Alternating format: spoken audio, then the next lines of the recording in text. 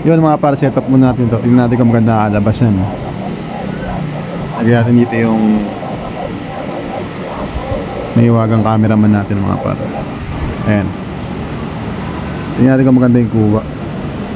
Try ko lang ito mga par. Ayan, jay tayo agad siyempre. Ayan o. Ayun. Welcome mga par. Welcome dito sa siyempre ang pinuntahan namin, Costa Abril Resort mga par. Ayan. Dito pala mga par, maluwag ang parking. May second floor yung parking. Tapos meron din siyang basement. Parang basement. Ito sa pinasukan ko, basement. Tapos meron pa siyang second floor, first floor. Tapos meron pa parang rooftop. Pwede ka rin mag-park doon mga par. Ayan.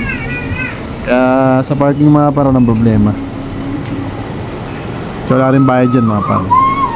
Maluwag. Siguro dahil hindi pa summer. Siguro pag summer dito mga par, halos punuan na rin. Usually gano'n naman talaga. Yung mga normal na araw wala naman. Kasi siguro maluwag. Pero mga par, medyo na-enjoy natin dito. At medyo maraming bawal. Yun, ingat, let's go.